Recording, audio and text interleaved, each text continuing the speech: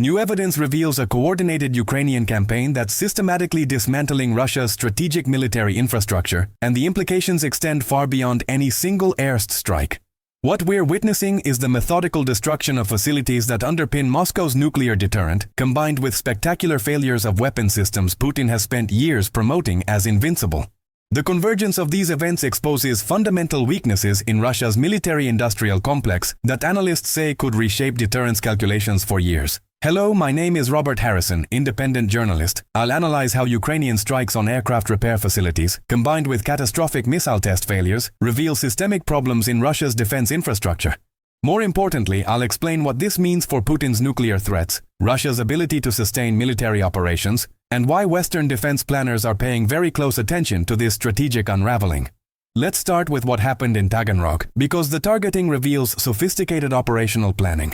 On November 25, 2025, Ukrainian forces struck the Beriev aircraft repair plant in Taganrog using Neptune cruise missiles and Bars jet-propelled drones. According to the Ukrainian General Staff, the attack likely destroyed an experimental A-60 aircraft, a Soviet-era platform equipped with laser weapon systems. The facility also repairs and modernizes A-50 airborne early warning aircraft and Tu-95MS strategic bombers, backbone platforms for Russia's long-range strike capability. Satellite imagery and NASA fire monitoring systems confirmed multiple large fires burning at the facility for hours after the strike.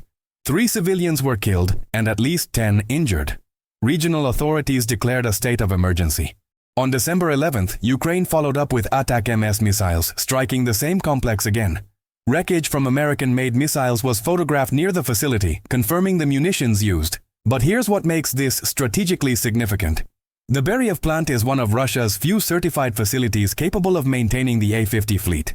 These airborne early warning aircraft provide targeting data for Russian missile strikes and track Ukrainian air defenses.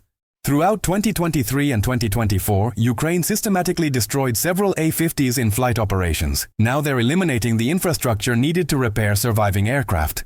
The Tu-95MS bombers serviced at Taganrog launch Kh-101 cruise missiles that Russia fires at Ukrainian cities weekly. Without maintenance capability, these aircraft become progressively less reliable. Engines degrade, avionics fail, airframes develop structural problems.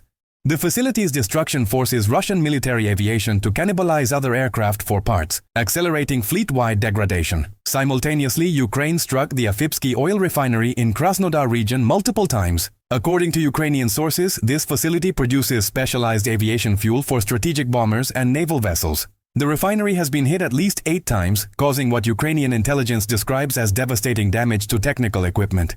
The targeting pattern reveals Ukraine's strategic approach. Attack both the platforms and the logistics sustaining them. Destroy repair facilities so aircraft can't fly. Eliminate fuel production so even operational aircraft can't conduct missions. This creates compound effects where individual strikes multiply into systemic failure. And then there's the Sarmat missile, Putin's supposed ultimate deterrent, which keeps exploding. On September 21, 2024, satellite imagery captured by Maxar Technologies revealed catastrophic damage at the Plesetsk Cosmodrome test facility. A 60-meter-wide crater marked where an RS-28 Sarmat intercontinental ballistic missile silo had been. According to arms control experts, this represented the 4th successive test failure for a weapon Putin claimed in October 2023 was almost ready for deployment. The Sarmat, marketed by Russian propaganda as capable of carrying 10 nuclear warheads and striking targets 11,000 miles away, has experienced repeated failures. On November 28, 2025, video emerged showing another test at the Yasny facility. The missile rose briefly, veered off course, cartwheeled, and crashed near the launch site, creating a purple toxic cloud from hypergolic fuel. If confirmed, this marks the 5th known failure for a system supposedly on combat duty since September 2023. Let me explain why this matters beyond immediate technical failures. The Sarmat is meant to replace Soviet-era SS-18 missiles that have been in service for decades. Russia's entire heavy ICBM modernization program depends on this platform becoming operational. But after years of delays and multiple catastrophic test failures, defense analysts are questioning program viability. The International Institute for Strategic Studies noted that repeated failures will push deployment timelines back further and may fundamentally jeopardize the program. The connection between Taganrog strikes and Sarmat failures isn't coincidental. It's symptomatic of systemic problems in Russia's defense industrial base. Moscow is diverting resources, engineers, and funding to the Ukraine war at the expense of long-term modernization programs. Quality control suffers. Testing schedules slip. Facilities that should be manufacturing advanced systems are instead repairing battle-damaged equipment or producing simpler munitions for immediate consumption. This creates a strategic dilemma Putin cannot solve through rhetoric. He can threaten nuclear escalation. But if his modernized systems keep exploding on launch pads and his repair facilities burn, the credibility of those threats erodes. Western intelligence services can observe these failures through satellite imagery. NATO defense planners adjust their assessments accordingly. Putin's nuclear blackmail loses effectiveness when the weapons backing those threats demonstrably don't work. There are broader economic implications that compound the military problems. Russia's defense industry is cannibalizing the civilian economy. Engineers and skilled workers are pulled from productive sectors into military production with higher salaries, but Ukraine's systematic destruction of refineries and fuel infrastructure means the energy needed to power both sectors is increasingly scarce.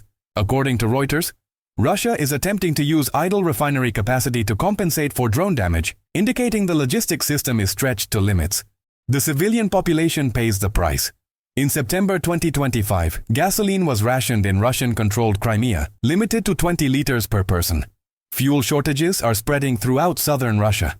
Russian Central Bank Governor Elvira Nabiullina has maintained astronomical interest rates to curb inflation, suffocating the real economy.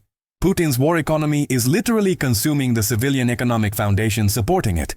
This creates political vulnerabilities Moscow can't easily suppress. When ordinary Russians experience fuel shortages, when heating becomes problematic as winter approaches, when food prices rise because transportation costs increase, the war stops being an abstract concept. It becomes personal economic hardship directly traceable to Putin's decisions. The group hardest hit? Putin's traditional support base of state-dependent industrial workers and public employees.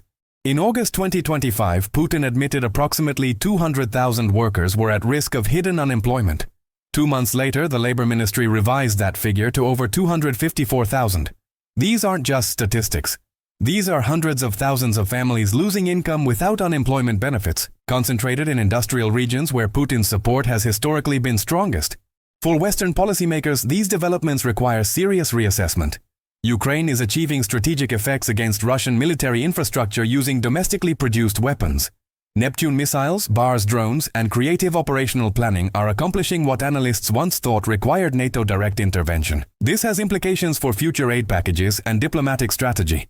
The strikes demonstrate that Ukraine can sustain pressure on Russia's strategic depth even if Western support wanes. That changes the leverage dynamics in any negotiation. Moscow cannot simply wait out Western political cycles, hoping support for Ukraine collapses, because Ukrainian indigenous capabilities continue degrading Russian military capacity regardless. There are also implications for Russian command dynamics. Facilities burning, missiles exploding, and mounting operational failures create scapegoating opportunities within Putin's inner circle. Generals blame air defense units for failing to protect critical infrastructure. The FSB accuses military commanders of incompetence or failing to prevent sabotage. This mutual recrimination paralysis decision-making and encourages defensive rather than innovative thinking. Putin demands results. Facility destruction undermines his strategic plans and creates political embarrassment when failures are visible through open-source intelligence anyone can access. This pressure could lead to purges of top commanders, which historically produces risk-averse military leadership focused on protecting positions rather than winning operations. Looking forward, several scenarios emerge. Putin could escalate with massive strikes on Ukrainian civilian infrastructure, particularly targeting power grids and water systems during winter months. This would be retaliation designed to inflict suffering and force diplomatic concessions. Alternatively, the strategic failures could push Putin toward more aggressive nuclear rhetoric, attempting to restore deterrent credibility through threats since the actual weapon systems aren't performing. There's also the possibility of internal Russian political dynamics shifting as elites recognize Putin's promises of stability and prosperity have reverted to 1990s chaos. Former Putin advisor testimony suggests barter agreements are returning, indicating confidence in the ruble has evaporated among those connected to power. When elites start planning escape routes, regime stability becomes questionable. For Ukraine, the strategic imperative remains clear. Continue degrading Russian military-industrial capacity faster than Moscow can regenerate it. Every facility destroyed, every aircraft grounded, every fuel depot burned reduces Russia's ability to sustain offensive operations. This is attrition warfare targeting not just frontline forces, but the entire logistical and industrial ecosystem supporting them. The cascading failures we're witnessing, from Taganrog to Sarmat test sites, from fuel shortages to economic strain, reveal an uncomfortable truth Putin cannot acknowledge. Russia's military modernization has failed to keep pace with operational demands, and the war he started is consuming the resources needed to fix fundamental problems. Ukraine has recognized this vulnerability and is exploiting it systematically. Western analysts are learning valuable lessons about asymmetric warfare, cost-benefit ratios in modern conflict, and the vulnerability of centralized military-industrial systems to distributed precision strikes. These lessons will inform NATO planning, procurement decisions, and strategic doctrine for decades. The question isn't whether this conflict is demonstrating new realities about modern warfare. The evidence is overwhelming. The question is whether defense establishments can adapt their thinking, budgets, and strategies before the next crisis reveals they haven't. That's the analysis. I'm certain you'll want to watch the video appearing on your screen right now, where we examine how Russia's economic mobilization for war is creating unsustainable strain on civilian populations and why this winter could prove the most challenging Putin has faced since taking power. Thank you.